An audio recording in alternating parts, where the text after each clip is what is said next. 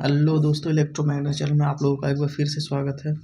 दोस्तों, हम लोगों का BEE का लेक्चर सीरीज चल रहा था, जिसमें हम लोग कल जो है संधारित्र के श्रेणी क्रम संयोजन और पैरेलल क्रम संयोजन के बारे में पढ़ चुके थे। और उसमें हम लोग लास्ट टॉपिक जो है पढ़े थे परावैद्युत सामर्थ्य, जिसको हम लोग डिफाइन कर चुके थे। आज का हमारा टॉपिक रहेगा संधारित्र के प्लेटों के बीच संग्रहित ऊर्जा।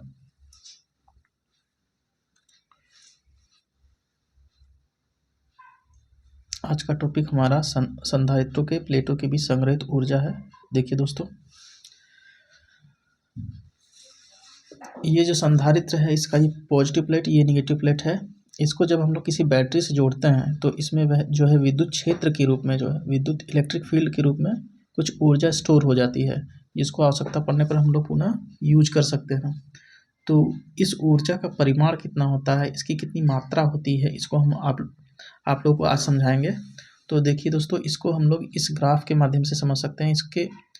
इसको समझने के और भी तरीके हैं, लेकिन ये ग्राफ विधि जो है बहुत ही आसान है, तो हम इसी से समझेंगे।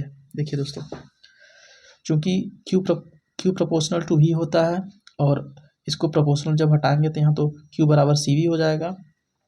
अर्थात जैसे जैसे हम संधारित्र में Q बढ़ाएंगे, Q को जैसे जैसे बढ़ाएंगे वैसे वैसे V भी बढ़ेगा, वैसे वैसे V भी बढ़ता जाएगा। अतः Q और V में एक ग्राफ खींचने पर, यहाँ देख सकते हैं, Q को जो है x अक्ष पर लेंगे और V को y अक्ष पर, तो इनके बीच जो ग्राफ मिलेगा वो हमको लीनियर मिलेगा।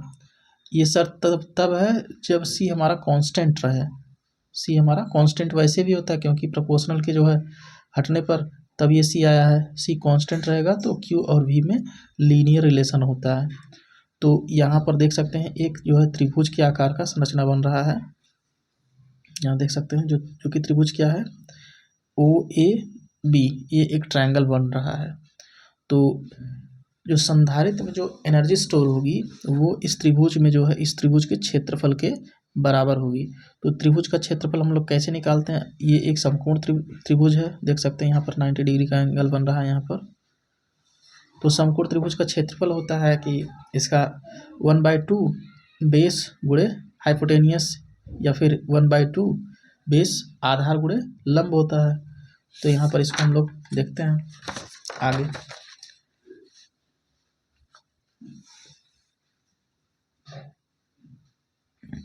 यहाँ देख सकते हैं ग्राफ, एक सरल रेखा प्राप्त होगा। इसे रेखा तथा XY अक्ष से बने त्रिभुज का क्षेत्रफल ही संधारित्र की प्लेटों के बीच संग्रहित ऊर्जा होती है। इसे U से डिनोट करते हैं, अर्थात संग्रहित ऊर्जा को जो है U से डिनोट करते हैं। तो U बराबर होगा ये ट्रायंगल OAB का क्षेत्रफल।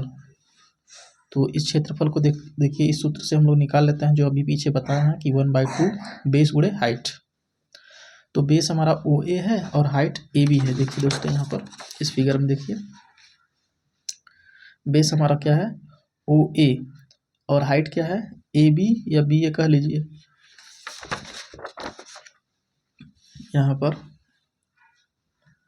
यहाँ पर बेस और हाइट का जो है वैल्यू रखेंगे। तो बेस क्या है हमारा, Q है, और जो है हाइट क्या है, V है। तो U बराबर हाफ QV जूल हो जाएगा।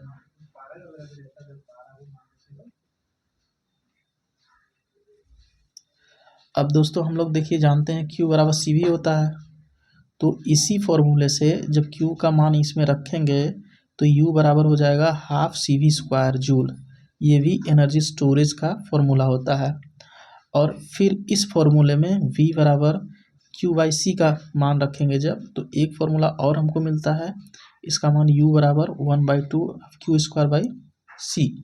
ये तीनों फॉर्मूले बहुत ही महत्वपूर्ण हैं। इन्हीं से हम लोग किसी भी संधारित्र के प्लेटों के बीच संग्रहित ऊर्जा को कैलकुलेट करते हैं। तो इसके बाद देखिए, अगला टॉपिक है हमारा बहुप्लेट या परिवर्ती संधारित्र। देखिए दोस्तों, यहाँ पर हम लोग जितने भी संधारित्र अभी तक पढ़े हैं, वहाँ पर जो है हम लोग एक स्टैटिक संधारित्र के बारे में पढ़े हैं। अर्थात संधारित्र की वैल्यू जो है एक नियत वैल्यू होती है, तो कांस्टेंट होती है। लेकिन यहाँ पर एक अगला संधारित्र हम लोग पढ़ रहे हैं, जिसकी वैल्यू जो है आवश्यकता पड़ने पर हम लोग घटा सकते हैं, बढ़ा सकते हैं।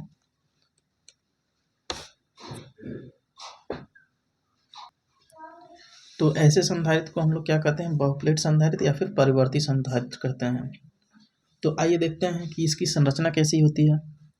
तो यहाँ पर देख सकते हैं, यहाँ पर ये इसका पॉजिटिव प्लेट है, ये इसका निगेटिव प्लेट है। तो इसमें प्लेटों का 2 सेट होता है और उन सेटों में जो है एक स्थिर होता है जिसको जो है घुमाया नहीं जा सकता और दूसरा घुमाने योग्य होता है। तो यहाँ पर मान लेते हैं ये स्थिर प्लेट है, इधर माइनस वाला स्थिर, और ये वाला हो गया घूमने वाला। ये स्थिर प्लेट हो गया, ये घूमने वाला प्लेट हो गया। तो क्या होगा दोस्तों, इसके कार्य सिद्धांत को समझ लेते हैं। जब हम लोग यहाँ पर जो है बैटरी लगाते हैं तो ये संधारित्र चार्ज होगा। यदि इसकी वैल्यू को हमको बदलना है, सी को बदलना है,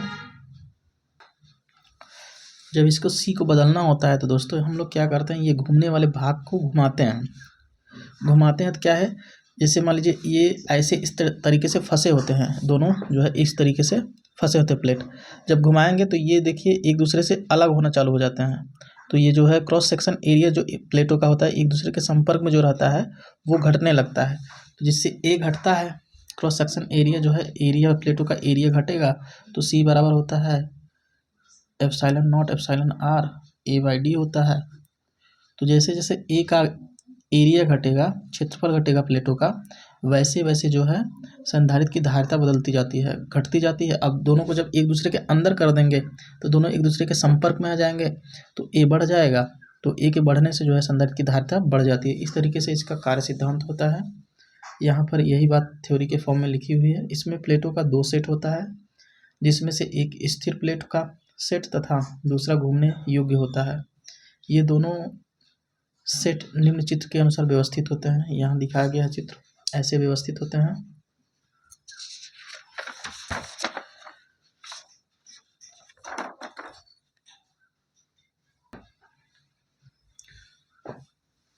घूमने वाले सेट को घुमाकर संधारित्र के मान को बदला जा सकता है, क्योंकि इसमें प्लेटें समूह में होती हैं, इसलिए इसे बहुप्लेट संधारित्र भी कहते हैं। अर्थात ये परिवर्ती संधारित्र जो होता है इसे बहुप्लेट संधारित्र के नाम से भी जाना जाता है। बहुप्लेट संधारित्र की धारिता को निम्न व्यंजक से ज्ञात कर सकते हैं। अर्थात ये जो बहुप्लेट संधारित्र होता है या परिवर्ती संधारित्र होता है, इसको जो है इसकी धारिता कैलकुलेट करने के लिए यहाँ नीचे फॉर्मूला लिखा हुआ है, इसका उपयोग करते हैं।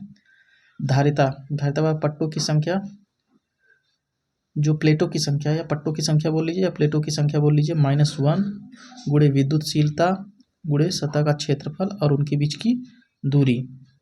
तो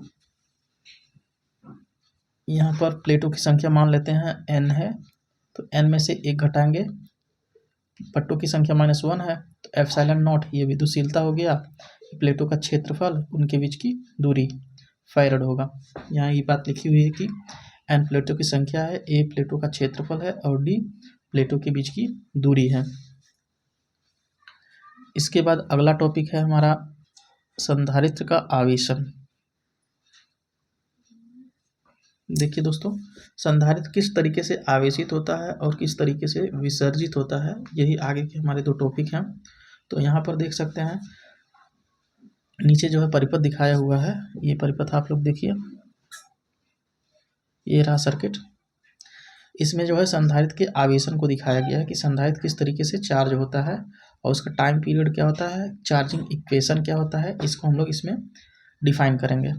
तो ये एक परिपथ दिखाया गया है जिसमें यहाँ एक संधारित्र दिखाया गया है, ये C है, ये इसका पॉजिटिव प्लेट हो गया और ये इसका निगेटिव प्लेट हो गया, इस पर Q चार्ज है और यहाँ पर देखिए एक रेजिस्टेंस के द्वारा जुड़ा हुआ है और ये रहा बैटरी। ये सर्किट डायग्राम है, इसके ये कैसे कार्य करता है इसको हम लोग समझते हैं। देखिए दोस्तों, यहाँ एक स्विच है जो 2 स्थिति में चेंज हो सकता है। पहला 1 से 3 में एक से, ये स्विच है S, 1 से 2 स्थिति में जा सकता है, फिर 1 से 3 स्थिति में जा सकता है। तो हमको अभी कैपेसिटर को चार्ज करना है, तो चार्जिंग बैटरी से होगी, तो हम इस स्विच को 2 स्थिति में रखेंगे। जब 2 स्थिति में रखेंगे तो यहाँ से जो है करंट, यहाँ से करंट फ्लो होगा और ऐसे होते हुए रेजिस्टेंस से होते हुए संधारित्र की प्लेटों के बीच चार्ज होगा। तो चार्ज ये कैसे होता है, देखिए दोस्तों, जैसे ही स्विच यस को बंद करते हैं, 2 पॉइंट पर रखते हैं, तो वैसे ही करंट फ्लो होना चालू होती है और संधारित्र धीरे-धीरे चार्ज होता है। ऐसा नहीं कि जैसे ही बैटरी को हम लोग जोड़ेंगे तुरंत संधारित्र चार्ज हो जाएगा, क्योंकि यहाँ पर एक रेजिस्टेंस लगा है जो तुरंत ये जो है कैपेसिटर को तुरंत चार्ज होने से रोकता है, अर्थात कैपेसिटर को धीरे-धीरे चार्ज होने देता है, अर्थात कैपेसिटर को चार्ज होने में थोड़ा-सा टाइम लगता है। तो कितना टाइम लगता है और चार्जिंग समय कितना लगता है और चार्ज किस तरीके से होता है, इसको हम लोग एक समीकरण से प्रदर्शित करते हैं, जिसे चार्जिंग समीकरण कहते हैं। तो चार्जिंग समीकरण क्या है, इसको हम लोग देखते हैं यहाँ पर।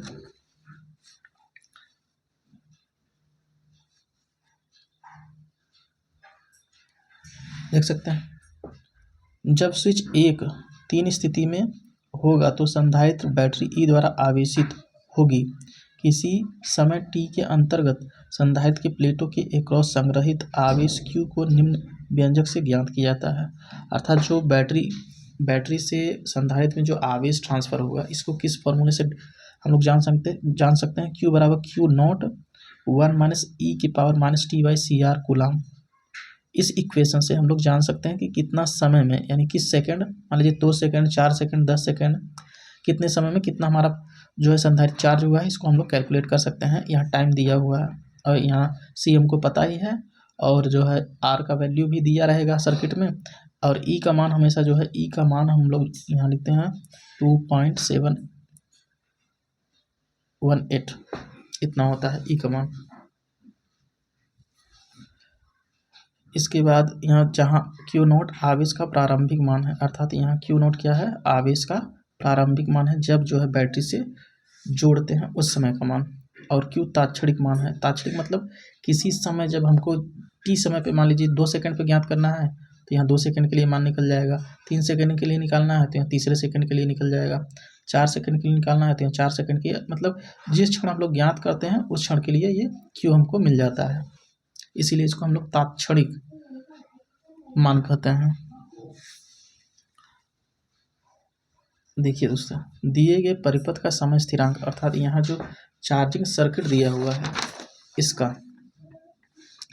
इस सर्किट का एक टाइम कांस्टेंट होता है। इस टाइम कांस्टेंट को कैसे डिफाइन करते हैं, यहाँ पर वह लिखा हुआ है, और ये टाइम कांस्टेंट को कैसे निकालते हैं, इसका फॉर्मूला भी यहाँ दिया हुआ है।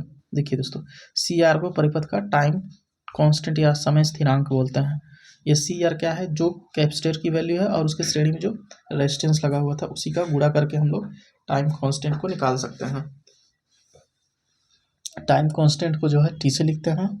अच्छा, अतः टी बराबर सी आर होता है। टाइम कांस्टेंट का जो है मात्रक क्या हो जाएगा, सेकेंड।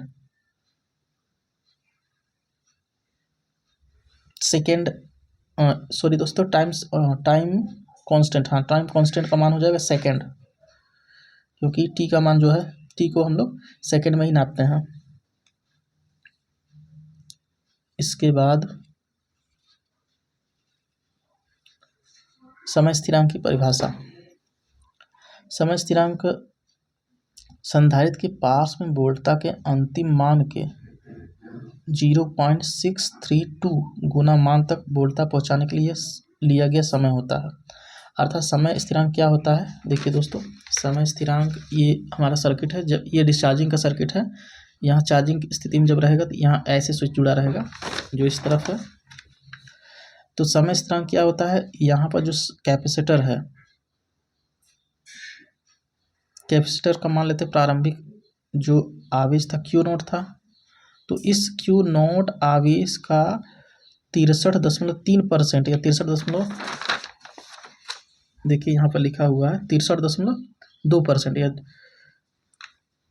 63.2%, परसेंट में बदलेंगे तो ये 63.2% हो जाएगा। ये जो है, जबकि ये फ्रैक्शन में है तो इसको 0.632 यानी 0.632 गुना किसका मान का, यहाँ प्रारंभिक मान का जो Q नोट का है, इस प्रारंभिक मान का 0.632 गुना हो जाएगा। जितना समय लगेगा इतना पहुंचने में, उसी को हम लोग टाइम कांस्टेंट कहते हैं। इसी को हम लोग परसेंट में बदलेंगे तो ये हो जाएगा, इसमें 100 का गुणा करना पड़ जाएगा तो ये हो जाएगा 63.2%। तो इसको इस तरीके से भी हम लोग बोल सकते हैं कि टाइम कांस्टेंट वह समय होता है जिसमें संधारित्र के प्रारंभिक आवेश का 63.2% पहुँचने में लिया गया समय होता है। इसी को टाइम कांस्टेंट हम लोग बोलते हैं। इसी प्रकार यहाँ देख सकते हैं संधारित्र के विसर्जन के लिए जो फॉर्मूला होता है उसको हम लोग देखेंगे। तो विसर्जन करने के लिए अर्थात डिस्चार्ज करने के लिए जो सर्किट डायग्राम होगा, देखिए अब स्विच जो यस था, ये यस स्विच है। स्विच को अब डिस्चार्ज करने के लिए क्या करेंगे, यहाँ 3 स्थिति में, इस स्थिति में संयोजित करेंगे नीचे वाले में। तो इसी रेजिस्टेंस के थ्रू डिस्चार्ज हो जाएगा। जितनी भी एनर्जी होगी ये रेजिस्टेंस में जो है हीट के फॉर्म में डिस्चार्ज हो जाएगी। तो इसका डिस्चार्जिंग का जो है फॉर्मूला कैसे हम लोग कैलकुलेट करते हैं, इसको हम लोग देख लेते हैं। ये रहा हमारा डिस्चार्जिंग का इक्वेशन। इसी से हम लोग पता करते हैं कि संधारित्र कितनी देर में कितना डिस्चार्ज हुआ है। देखिए यहाँ परिपथ के बारे में लिखा हुआ कि परिपथ आरेख में जब स्विच S1 व 3 अवस्था में होता है तो संधारित्र के प्लेटों के बीच संग्रहित आवेश 1 और 3 पोजीशन देखिए यहाँ पर दिखाया हुआ है। ये 1 रहा, 3 से जुड़ जाता है तो संधारित्र जो है डिस्चार्जिंग अवस्था में चला जाता है। तो संधारित्र प्लेटों के बीच संग्रहित आवेश प्रतिरोध R द्वारा निम्न व्यंजक के अनुसार अनावेशित डिस्चार्ज होती है। इसका व्यंजक क्या है, Q बराबर Q0 e⁻⁻t/CR, ये होता है डिस्चार्जिंग का फॉर्मूला। तो इस तरीके से दोस्तों हमारा ये चैप्टर जो है पूरी तरीके से समाप्त हो गया है। अब इसमें केवल न्यूमेरिकल बचे हुए हैं। तो न्यूमेरिकल को हम लोग अगले लेक्चर सीरीज में जो है कवर कर लेंगे। तो अगर ये वीडियो आप लोगों को पसंद आता है, आप लोगों को पढ़ने में कोई मदद करता है, तो इस चैनल को सब्सक्राइब करें, अपने दोस्तों में शेयर करें और वीडियो को लाइक करें। धन्यवाद।